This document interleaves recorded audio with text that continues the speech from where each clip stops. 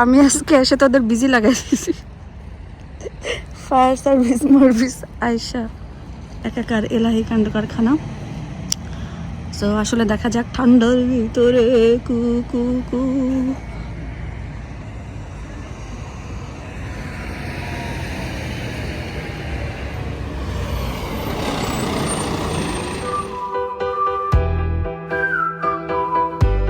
আসসালামু আলাইকুম, কেমন আছেন সবাই? দোয়া করি তো সবসময় যে আপনারা যে যেখানে আছেন সবাই ভালো থাকেন, আল্লাহর জন্য আপনাদের সবাইকে ভালো রাখে, সুস্থ রাখে। তারপরেও জীবনের গতিতে চলবে। সুস্থ অসুস্থতা বা সমস্যা না থাকা জীবনের একটা পার্ট সবসময় থাকবে, তার ভিতরে আমাদের জীবন চলতে হবে। আপনাদেরও চলছে, আমারও চলছে। তো আজকে আমার দিনটা কেমন যাচ্ছে, আমি আমার অনেক দিন পরে আবার রুটিনে ফিরে আসার চেষ্টা করতেছি। তো আমি যখন খাবার কম করে দিই, ডায়েটের একটু প্ল্যান করি, তখন আমি কি ধরনের খাবার খাই বা কী খাই সেটা আজকের ভিডিওতে দেখতে পারবেন, কারণ আমি অলরেডি রান্না শেষ করে খাওয়া দাওয়া শেষ। তাহলে চলেন ভিডিওটা শুরু করি।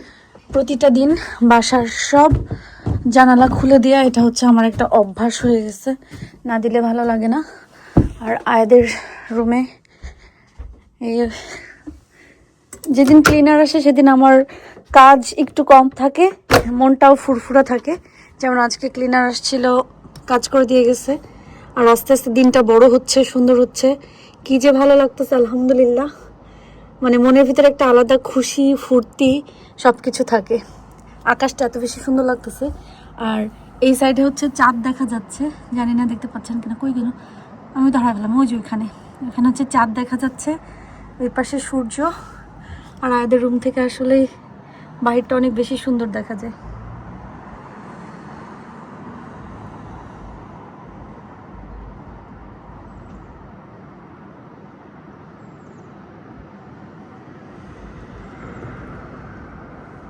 এই যে অনেক সময় ভিডিওতে দেখতে চান, তো এই জন্য আজকে দেখাই দিলাম। আর কয়েকদিন পরে গার্ডেনে ইনশাল্লাহ সবার গার্ডেনেই ফুলে ফুলে ভরা থাকবে, রঙিন রঙিন লাগবে। সেটা আপনারা দেখলে বুঝতে পারবেন যে বসন্ত এসে গেছে বা সামার এসে গেছে। আয়াদ এটা পাইছে।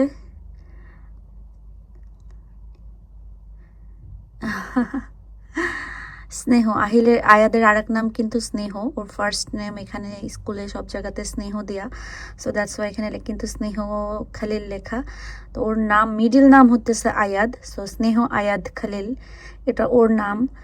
আমরা ডাকি আয়াদ মিডিল নাম দিয়ে, কিন্তু ওর স্কুলে সব জায়গাতে স্নেহ ডাকা হয়, তো এই জন্য এখানে লেখা স্নেহ খালিল। এটা মিডিল, ওর আয়াদ হচ্ছে মিডিল নেম। আমার হাতের দুর্ঘটনা ঘটার পর থেকে আমার সিঁড়ি দিয়ে নামতে একটা ট্রমা কাজ করে না মানুষের, একটা যে আমার সিঁড়ি দিয়ে নামতে এখন অনেক ভয় লাগে। আমি আগের মতন ভাবে সিঁড়ি দিয়ে ঠাস ঠাস করে নামতে পারি না, আমার কেমন জানি লাগে। সো এটাই। এখানে আজকে যে ক্লিনার আসছিল সব কিছু গোছগাছ করে তো দিয়ে গেছে। সরি, আমার জামাটা আমি উইন্ডো সব খুলে দিয়েছি, কারণ দেখতেই পাচ্ছেন, আমি জানি না কেন আমার খুব ভালো লাগে যদি বাইরে থেকে রোদ এসে বেডের উপর এরকম পড়ে এবং রুমটাই লাগে অন্যরকম একটা ঝলমলে ঝলমলে ভাব লাগে। সো আজকে দিন সুন্দর, মন ভালো, যে আমি সব উইন্ডো খুলে দিয়েছি। আর আহিলের রুমটা আমি আসলে দিন ভুল করছি, সেম বেড কাভার যদি আমি আমার ছেলেদের জন্য নিয়ে আসতাম তাহলে হয়ে যেত। কেন জানলাম না।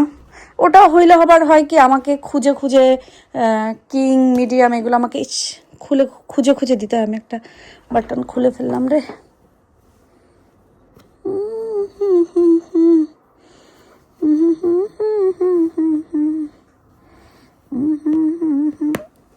লাগছে, এটারও উইন্ডো খুলে দিয়েছি, এখান থেকে গার্ডেনটা আরো ভালো দেখা যায়।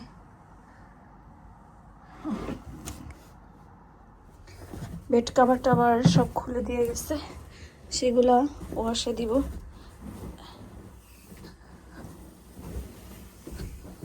আর আমি আজকে আমার মন পছন্দের একটা সবজি, মানে তরকারি রান্না করব, যেটা আমার অনেক পছন্দের।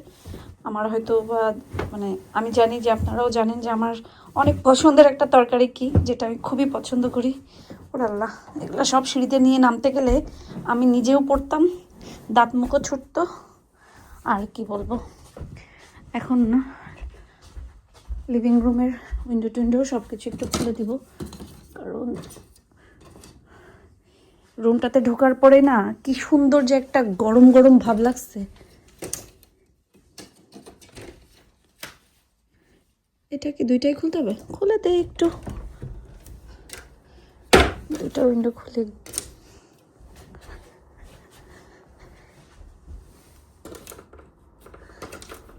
সবাই হয়তো বুঝতেছেন যে আল্লাহ রোদ দেখে এত খুশি হয়ে যাচ্ছে, রোদ দেখে যে কেন খুশি হচ্ছে আপনারা বুঝবেন না। ওই পাশে উইন্ডোটা একটু খুলি নাই।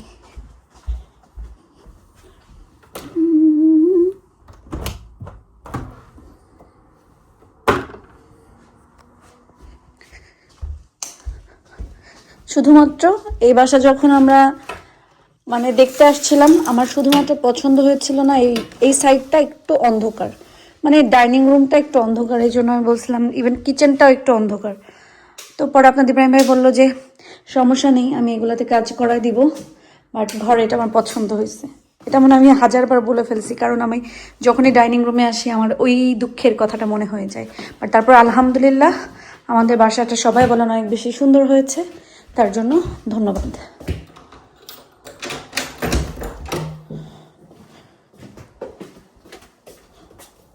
ইতিমধ্যে মনে হয় সবাই বুঝে গেছেন যে আমি আমার পছন্দের কি খাবারের কথা বলেছি। ইয়েস, বেগুন মামা। আমাদের যশোরের সাদা বেগুন খেতে ইচ্ছা করে, যেটাকে কাটা বেগুন বলে, সাদা কাটা বেগুন যেটা, সেটা কিন্তু আসলে এখানে তো পাওয়া যায় না।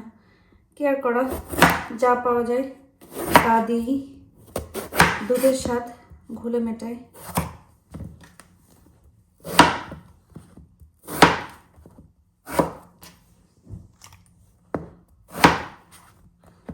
একবারে সবাইকে কেটে নিই, তারপরে বোঝা যাবে। একটু ছোট ছোট করে দিচ্ছি, তাহলে এমনি তো সেদ্ধ হয়নি, বাট তারপর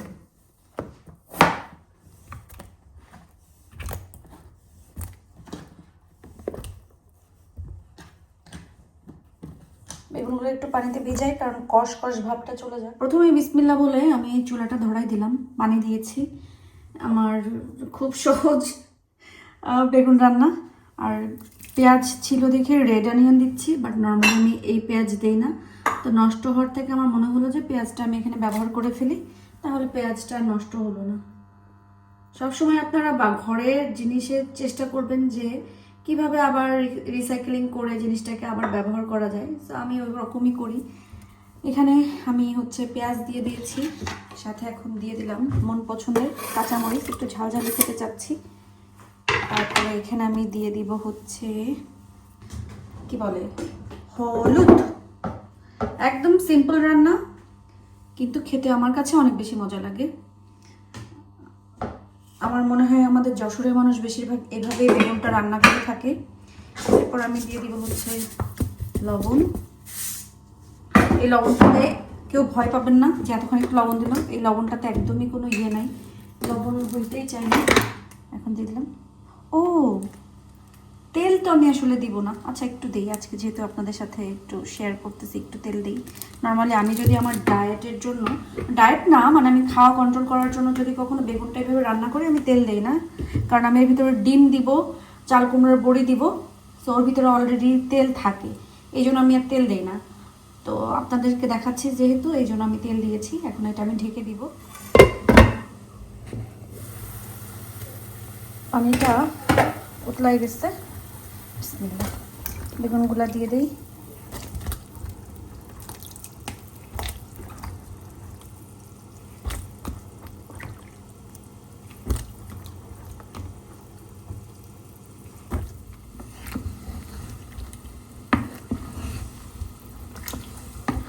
এখন আমি ঢেকে দিব না, এমনিতেই অবশ্য কালো হয়ে যায়, আর ঢাকা না ঢাকা, কারণ এটা কালো বেগুন, তরকারি কালোই হয়।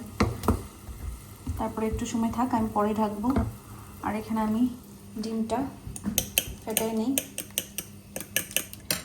ডিম ভাজির এই সাউন্ডটা, তেল যেমন গরম হলে তেমন সাক করলো না কেন? ও আমি চুলা থেকে কত দূরে নিচে নামাই নিয়ে আসছি, তো কেমনে সাক করে উঠবে বলেন আপনারা? মাথায় কাজ করে না, মাথায় কাজ করে না।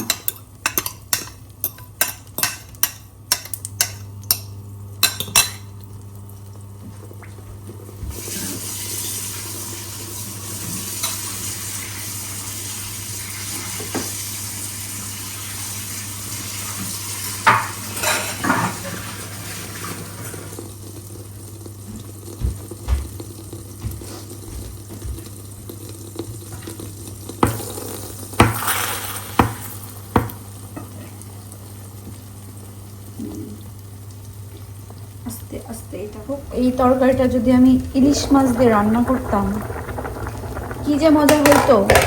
কিন্তু দুঃখের বিষয় ইলিশ মাছ আছে, কিন্তু ইলিশ মাছটা মজা না, আর আমি ইলিশ মাছ দিয়ে খেতেও চাচ্ছি না। বাট রান্না করলে মজা হতো। আর আমাদের যশোরের মানুষ এইভাবে বেগুন রান্না করে, মানে যে ডিম দিয়ে রান্না করে সেটা না, বাট বেগুন রান্নার প্রসেসটা হচ্ছে মানে একদম সাদা মাঠা বেগুন যদি খেতে চায় এভাবে রান্না করে, আর সেই সাথে ইলিশ মাছ দেয়, যে যে মাছ খেতে চায় আর কি সেই মাছ দেয়। এটাই নোনা ইলিশ দিয়ে অনেক মজা লাগে। কত বছর যে নোনা ইলিশ খায় না। আব্বু আগে সবসময় মানে প্রায় বেগুন আনলেই নোনা ইলিশ খেতে অনেক মজা লাগতো। ডিম ভাজি হয়ে গেছে, এরকম গরম গরম ডিম ভাজি কিন্তু ভাত দিয়ে খেতে অনেক মজা লাগে। অনেক মজা।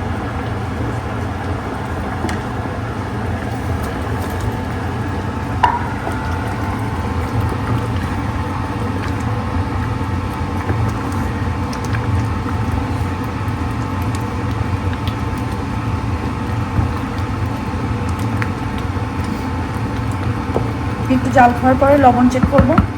রান্না শেষ, এখন খাওয়ার পালা। এরকমভাবে এক বাটি বেগুন আর জাস্ট কাকের মতন ছিটাই 2-4টা ভাত নিয়ে খেতে কিন্তু অনেক বেশি মজা লাগে। আমি হচ্ছে লাস্ট ইয়ার যখন আমার ওজনটা একটু কম করছিলাম তখন এইভাবেই। তো রিসেন্টলি আবার আসলে যে কোনো কিছু কন্টিনিউ করা ঠিক না, এই জন্য আমি মাঝখানে একটু অফ রাখছিলাম। এখন আবার একটু একটু করে হালকা হালকা করে, একবারেই প্রথমে বেশি না, একটু একটু করে খাওয়ার হ্যাবিটটা চেঞ্জ করতে হবে। আর আমার শরীরটা এমন যে আমি পানি খাইলেও মোটা হয়ে যাই। তো এই জন্য সব কিছু যেটা আমার জন্য সুইটেবল বা আমার শরীরের জন্য আমি সেটাই সেভাবে করি। এক্সট্রিম লেভেলে করতে গেলে তখন কিন্তু অন্য হিতে বিপরীত হয়ে যায়। এই যে আমার মজার ডিম আর বেগুন রান্না, কারণ আমার এই সবজিটাই বেশি পছন্দ। এই জন্য এই সবজিটা দিয়েই আমি খাই, যেন আমার মানে ওই খাওয়ার জন্য মন আকোপাকোটা না করে। এখান থেকে ক্যারাভেন যেটা ছিল সেটা সরানোর পরে জায়গাটা কেমন আলো উজ্জ্বল লাগছে। এখানে আকাশে তারা, চাঁদ, সূর্য সব আছে। আমার সূর্য নাই, আমরা একটু বাইরে বের হচ্ছি।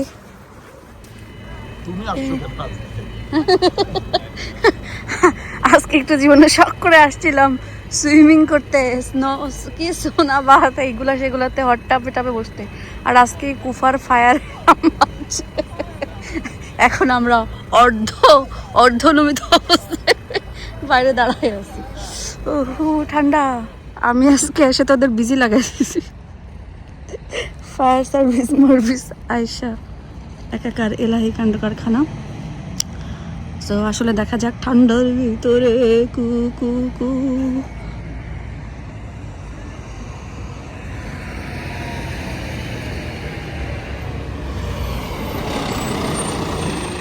বাসায় এসে এখন ছেলেদের খাবার রেডি করছি।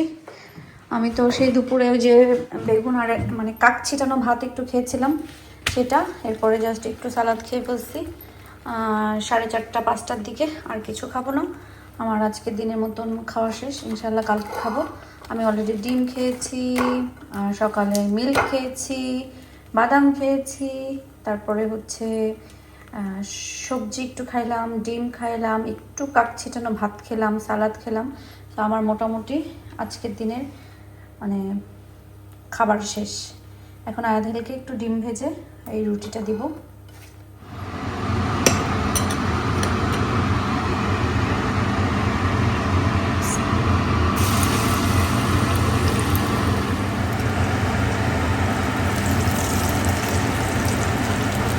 সকালেও বলছি যে এরকম ডিম দিয়ে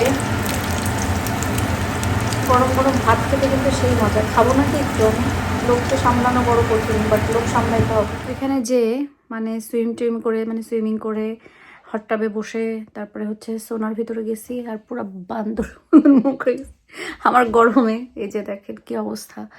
তো আমার কাছে এই জিনিসটা খুবই বিরক্ত লাগে, আমার যে 2 পাশে একদম লাল হয়ে থাকে। যাই হোক না কেন আলহামদুলিল্লাহ সব মিলে আজকে দিনটা ভালো গেছে। বিশ্বাস করেন সুইমিং করে আসছি, মানে শরীরটা খুব পাতলা লাগতেছে, আরাম একটা ভাব লাগতেছে। আমার মনে হচ্ছে আমি এখানে ঘুমাই যাবো, আসলে আমি ঘুমাই যাবো। সো আজকের মতন ভিডিও শেষ করে দিই। সবাই ভালো থাকবেন, সুস্থ থাকবেন, আমাদের জন্য দোয়া করবেন। আল্লাহ যেন আমাদের সবাইকে ভালো রাখে, সুস্থ রাখে এবং নিরাপদে রাখে। আমরাও দোয়া করি আপনাদের জন্য। তো আজকের মতন বিদায় নিচ্ছি। আল্লাহ হাফেজ।